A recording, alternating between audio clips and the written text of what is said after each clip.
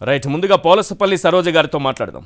సరోజ గారు, ఎందుకు మీరు జనసేనకు రిజైన్ చేశారు? చాలా కాలంగా పార్టీ కోసం చాలా శ్రమించారు. తప్పకుండా మీకు టికెట్ వస్తుందని కూడా లోకల్గా ఒక మాట అయితే వినిపించేది. ఈ నేపథ్యంలో అసలు రిజైన్ చేయడానికి వెనుకున్నటువంటి కారణాలేంటి?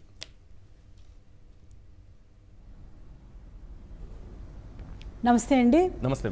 నేను 2019 ఫిబ్రవరిలో నేను పార్టీలో జాయిన్ అవ్వడం జరిగింది. జనసేన పార్టీలో జాయిన్ అయ్యే ముందర ఆయనతో మాట్లాడాను. ఆయన సిద్ధాంతాలకి ఆకర్షితురాలనై మరి ఒక యువతకి న్యాయం జరుగుతుంది, మహిళలకు న్యాయం జరుగుతుంది, మరి యువతకి పెద్దపీట వేస్తారు, బడుగు బలహీన వర్గాలకు పెద్దపీట వేస్తారని బలంగా నమ్మాను. నేను 2005లో అతి పిన్న వయస్కురాలుగా మేయర్గా ఎలక్ట్ కాబడడం జరిగింది. నేను చాలా ఒడిదుడుకులు ఎదుర్కొని ఎన్నో ఇబ్బందులకు ఓర్చుకుని సక్సెస్ఫుల్గా 5 సంవత్సరాలు కంప్లీట్ చేసిన మహిళని నేను సెట్టిబల్య సామాజిక వర్గానికి చెందిన మహిళని. మరి కాబట్టి పవన్ కళ్యాణ్ గారు ఏదో ఉద్ధరిస్తారు, ఖచ్చితంగా మరి బడుగు బలహీన వర్గాలకి చట్టసభల్లో మా గళం వినిపించేలా చేస్తారు, మరి అదేవిధంగా మాకు ఉన్నటువంటి సమస్యలన్నింటినీ కూడా తీర్చేటువంటి మంచి నాయకుడు అవుతాడు అని బలంగా నమ్మి నేను జనసేన పార్టీలోకి జాయిన్ అవ్వడం జరిగింది. కానీ జనసేన పార్టీలో జాయిన్ అయిన తర్వాత నన్ను జాయిన్ చేసిందే నాదెండ్ల మనోహర్ గారు. జాయిన్ చేసిన తర్వాత నాకు రిస్ట్రిక్షన్స్ పెట్టడం మొదలుపెట్టారు. నేను ఒక జనసేన పార్టీలో చేరిన మహిళగా వాళ్ళు చెప్పిన వాళ్ళు ఎక్కడ ఏ కార్యక్రమం చెప్పినా, ఎక్కడ ఏ ఊరు వెళ్ళమని చెప్పినా, అక్కడ నాకు ఏ పని ఇచ్చినా కూడా నేను సమర్థవంతంగా నా కుటుంబంతో అక్కడికి వెళ్ళి వారం రోజులు 10 రోజులు అక్కడ ఉండి నేను నిర్వహించడం జరిగిందండి. ఇంత చేసినప్పటికీ నేను కాకినాడ అర్బన్ కానీ రూరల్ కానీ తిరగద్దని చెప్పి నాదెండ్ల మనోహర్ గారు నాకు కొన్ని రెస్ట్రిక్షన్స్ విధించడం జరిగింది. నేను కాకినాడ అర్బన్కి మేయర్గా పనిచేసిన దాన్ని నన్ను అక్కడికి వెళ్ళొద్దంటారు ఎందుకని చెప్తే, కొన్నాళ్ళు మీరు ఇలా పనిచేయండి అమ్మా, రాష్ట్రంలోనే మీకు వేరే చోట్ల నేను మీకు వర్క్ అసైన్ చేస్తానని చెప్పడం జరిగింది. సరే, కొన్ని రోజులు అయిన తర్వాత కాకినాడ సిటీలోని ఒక చిన్న కార్యక్రమంలో నన్ను స్టేజ్ ఎక్కనీయకుండా కాదు కాకినాడ అర్బన్ రూరల్ ఏరియాలో మీరు తిరగొద్దు అనడం ద్వారా అంటే మిమ్మల్ని కట్టడి చేయాలనుకున్నారా, లేకపోతే రాష్ట్ర స్థాయి నాయకురాలుగా మిమ్మల్ని ప్రొజెక్షన్ తీసుకొస్తామనేటటువంటి హామీ ఏమన్నా ఇచ్చారా? నేను ఈరోజు నాదెండ్ల మనోహర్ గారిని కోవట్టు అన్నానంటే మీరు అక్కడే ఆలోచించాలండి. ఎందుకంటే అక్కడ డివైడ్ అండ్ రూల్ పాలసీ చేస్తున్నారు ఆయన ఒక వర్గాన్ని మెయింటైన్ చేస్తున్నారు. ఆ వర్గాన్ని మెయింటైన్ చేసిన దానిలో భాగంగా కాకినాడ అర్బన్ కానీ రూరల్ కానీ వాళ్ళకి సంబంధించినటువంటి వ్యక్తులకు నేను అడ్డొస్తాను అన్న విధంగా నన్ను అక్కడికి వెళ్ళనీయకుండా చేయడం జరుగుతుంది. నేను అక్కడికి వెళితే ఒక బీసీ సామాజిక వర్గానికి, ఒక సెట్టిబల్య సామాజిక వర్గానికి, ఒక కాకినాడ ప్రథమ మేయర్గా చేసిన దానిగా వాళ్ళందరికీ నేను అడ్డొస్తాను కాబట్టి నన్ను కాకినాడ అర్బన్ రూరల్ నియోజకవర్గంలో తిరగద్దని నాకు రెస్ట్రిక్షన్స్ విధించడం జరిగిందండి. ఒకసారి నాదెండ్ల మనోహర్ గారు కాకినాడ సిటీ వచ్చి అక్కడ ఏటివో ఒక ప్రాంతంలో మీరు నాదెండ్ల మనోహర్ని కోవర్ట్ అంటున్నారు, ఎందుకు అంటున్నారు? అవునండి, ఏ అంశాల ప్రాతిపదికన కోవర్ట్గా మీరు చూస్తున్నారు?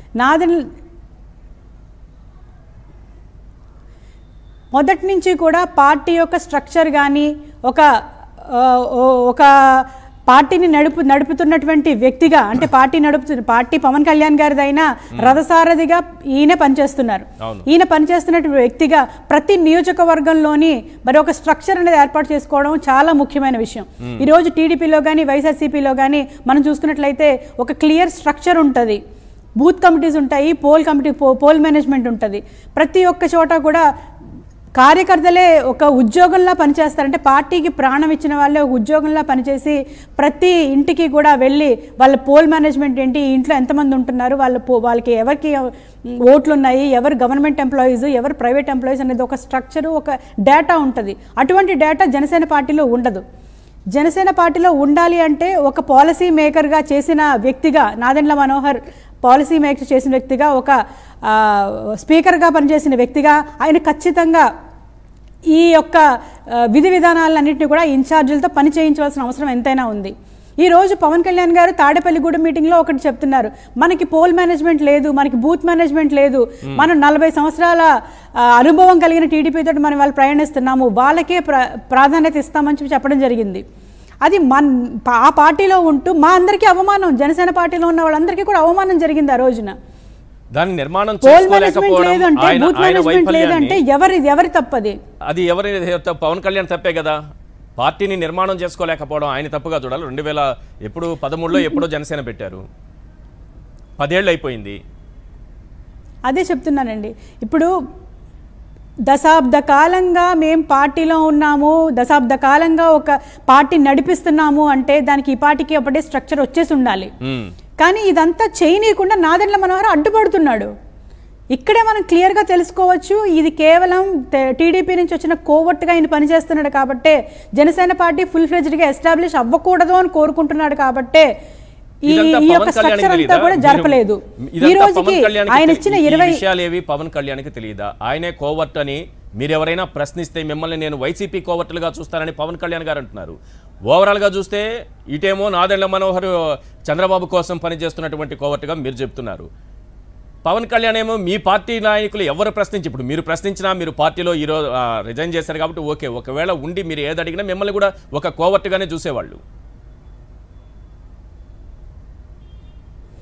మాకంత ఛాన్స్ లేదండి, మాకు అంత ఛాన్స్ మేము వెళ్ళి ప్రశ్నించే ఛాన్స్ లేదు. మీడియా ముఖంగా మీ ముఖంగా నేను మాట్లాడుతున్నానంటే ఆయన మాకు అవకాశం ఇవ్వలేదు, అవకాశం ఇవ్వట్లేదండి. ఆయన మాకు ఒక ప్రెసిడెన్షియల్ సెక్రటేరియట్ ఉంటుందండి, ఒక ప్రెసిడెన్షియల్ సెక్రటేరియట్ ఉంటుంది. అందులో కొంతమంది మనుషులు ఎంప్లాయ్ చేయబడతారు. వాళ్ళకి మేము కాల్ చేసిన తర్వాత, వాళ్ళు పవన్ కళ్యాణ్ గారికి చెప్పిన తర్వాత మేము రావాలా వద్దా అనేది వాళ్ళు డిసైడ్ చేస్తారు. మేము ఫోన్ చేయడం ఒకటే ఉంటుంది, అక్కడి నుంచి మాకు రెస్పాన్స్ అనేది ఉండదు. కొన్ని నెలలు గడిచిపోతే, సంవత్సరాలు గడిచిపోతే అక్కడి నుంచి మాకు రెస్పాన్స్ ఉండదు మాకు. ఆయన ఎప్పుడైనా మాకు ఎయిర్పోర్ట్ దగ్గర వచ్చి కనిపించినప్పుడు మేము రిసీవ్ చేసుకున్నప్పుడు, లేదంటే ఆయన సెండ్ ఆఫ్ ఇస్తున్నప్పుడు, లేదంటే ఏదైనా మీటింగ్ దగ్గరికి వచ్చినప్పుడు మేము కనిపించి నమస్కారం పెట్టడం తప్ప మేము అంతకన్నా చేయగలిగింది ఏమీ లేదు.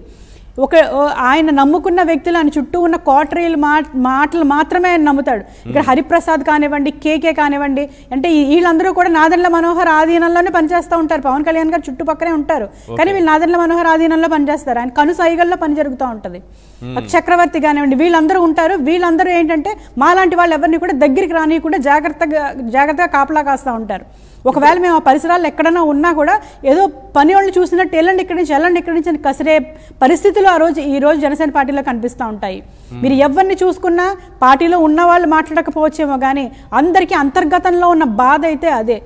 ఇప్పుడు ఒక పార్టీ నడిపిస్తున్న అధ్యక్షుడు ఉన్నారంటే, నేను కాంగ్రెస్లో ఉన్నానండి, నేను దాదాపుగా 20 సంవత్సరాల నుంచి రాజకీయంలో ఉన్నాను.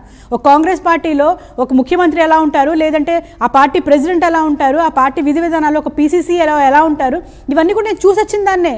ఈరోజు కొత్తగా నేను జనసేన పార్టీలోకి రాలేదు. చాలామంది కొత్తగా వచ్చిన వాళ్ళు, ఈ పాలసీ మేకింగ్ అన్ని తెలియని వాళ్ళు, రాజకీయాలు అంతా తెలియని వాళ్ళు, వీళ్ళందరికీ తెలియకపోవచ్చు. మహిళలకి ప్రాధాన్యత ఎంత ఇచ్చారో ఒకసారి జనసేన పార్టీని చూసుకుంటేనే అర్థమవుతుంది. ఈ రోజు 21 సీట్లలో ఒకే ఒక్క సీటు జనసేన పార్టీకి ఇవ్వడం జరిగింది. వీర మహిళలు అంటూ మీకు ఒక పేరు పెట్టి చాలా గొప్పగా చెప్తూ ఉంటారు. మహిళల గురించి, వారి శక్తి గురించి, వాళ్ళ అభివృద్ధి కోసం ఏం చేయాలనే తపన గురించి, ఇవన్నీ కూడా చాలా గొప్పగా చెప్తుంటారు పవన్ కళ్యాణ్. మరియు ఇక్కడ చూస్తే 21 స్థానాలు ఉన్నాయి, తీసుకుందే 21. ఆ 21లో ఇప్పటి వరకు 18 ప్రకటించారు. అందులో ఒక్క మహిళకు మాత్రమే ఇచ్చారు. కేవలం ఒకే ఒక మహిళ, నెల్లిమర్ల లోకం మాధవ్ గారికి ఇచ్చారు. ఏంటి మహిళలకి ఉన్న గౌరవం ఇదేనా పార్టీలో? పవన్ కళ్యాణ్ గారు ఝాన్సీ లక్ష్మీబాయి గారి పేరు తరపున వీర మహిళలుగా మాకు నామకరణం చేసి ఒక వీర మహిళా శక్తి మా పార్టీలో ఉందని చెప్పుకుంటున్నారు. ఈరోజు చాలామంది మాట్లాడుతున్నారు, ఏ పార్టీలో లేనటువంటి వీర మహిళా శక్తి మా పార్టీలో ఉందంటున్నారు. సరే, ఓకే, ఉంది. మరి మాకేం ప్రాధాన్యత ఇచ్చారు? నాకొద్దు, నేను 5 సంవత్సరాల నుంచి మాత్రమే పార్టీకి కష్టపడుతున్నాను. మరి 10 సంవత్సరాల నుంచి పార్టీకి కష్టపడుతున్న వాళ్ళు ఉన్నారు కదా, వాళ్ళకి ప్రాముఖ్యత అయితే ఇవ్వాలి కదా. నేను 5 సంవత్సరాల నుంచి నాకు ఎక్కడ వర్క్ అసైన్ చేస్తే అక్కడికి వెళ్ళి నా సొంత డబ్బులతోటి, నా సొంత డీజిల్ తోటి, నా భర్త సపోర్ట్ తోటి అక్కడికి వెళ్ళి నా వాటర్ బాటిల్ నేను కొనుక్కుని నేను వర్క్ చేశాను. నేను ఇంత వర్క్ చేసిన తర్వాత ఈ వర్క్ అంతా కూడా పవన్ కళ్యాణ్ గారి దృష్టికి కూడా వెళ్ళలేదు. ఇక్కడే అర్థమవుతుంది వేరే మహిళలకి ఎంత వాల్యూ ఇచ్చారనేది ఇక్కడే అర్థమవుతుంది. అదే ఒక జెంట్ సెక్రటరీ ఉండుంటే, జెంట్ సెక్రటరీ డైరెక్ట్గా వెళ్ళిపోగలరు.